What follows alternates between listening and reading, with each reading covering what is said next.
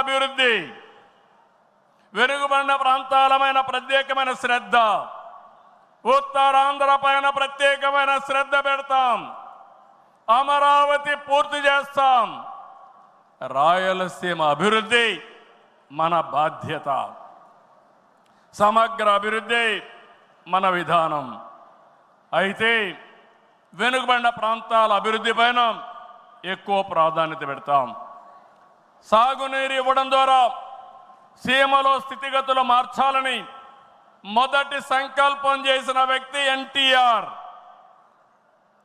అభివృద్ధి దూరదృష్టితో కడప, కర్నూలు, అనంతపురం జిల్లాల్లో ఫ్యాక్షన్ అంతం చేశాం.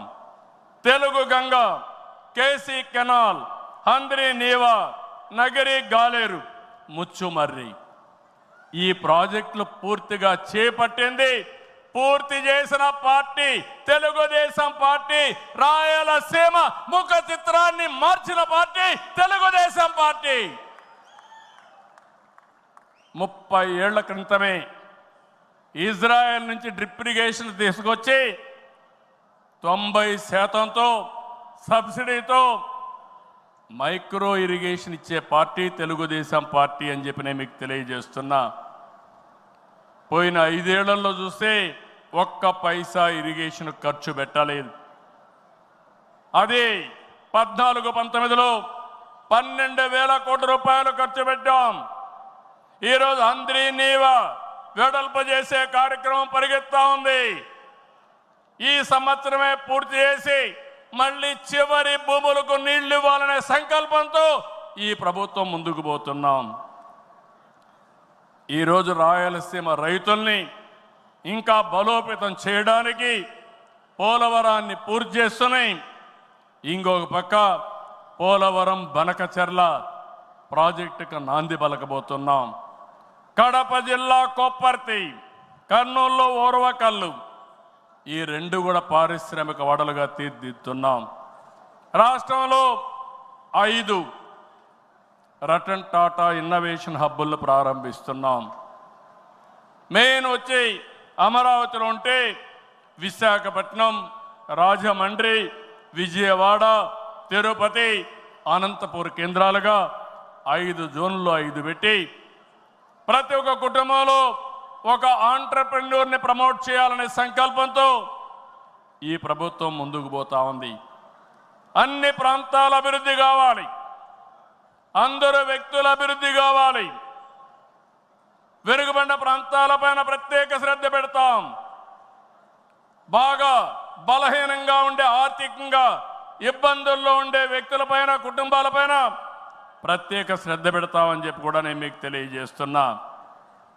ఈ మహానాడు వేదికగా చెప్తున్నా, ప్రతి ఒక్క కార్యకర్త గర్వపడే పాలనిస్తాం. మీ గౌరవాన్ని పెంచుతాం.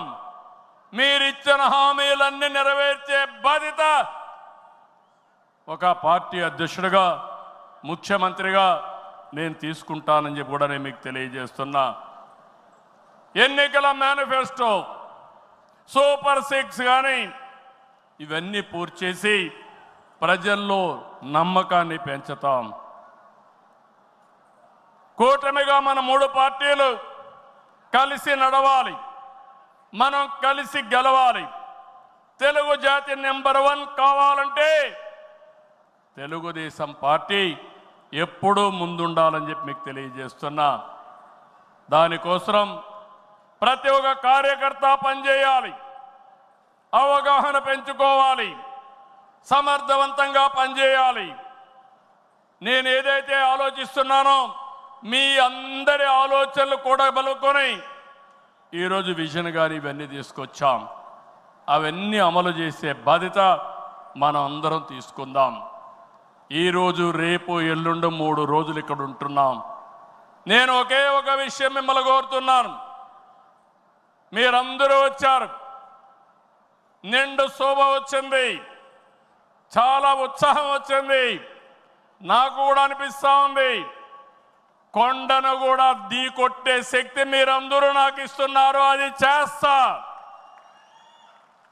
ఆత్మవిశ్వాసాన్ని పెంచారు. అయితే ఈరోజు ఇక్కడుండే వ్యక్తులను చూస్తే ముఖ్యమైన నాయకులు, యూనిట్ ఇన్ఛార్జీలందరూ ఇక్కడ ఉన్నారు, మండల పార్టీ అధ్యక్షులు ఉన్నారు, పార్లమెంటరీ పార్టీ నాయకత్వం ఉంది, ఇంకొక క్లస్టర్ ఇన్ఛార్జీలు ఉన్నారు, ఎమ్మెల్యేలు, శాసనకర్తలు, ఎమ్మెల్యేలు, ఎంపీలు ఇక్కడ ఉన్నారు, మంత్రులు ఉన్నాం. అయితే ఈరోజు మనకు కావాల్సింది ఎక్కడికక్కడ సమర్థవంతమైన నాయకత్వాన్ని ఇంకా తయారు చేసుకోవాలి. నాయకత్వం ఉంది, శక్తిని పెంచుకోవాలి, తెలివితేటలు పెంచుకోవాలి. మనం అనుకున్న లక్ష్యాన్ని చేరడానికి ఎలాంటి స్కిల్స్ కావాలనో అవన్నీ మనం నేర్చుకోవాల్సిన అవసరం ఉంది.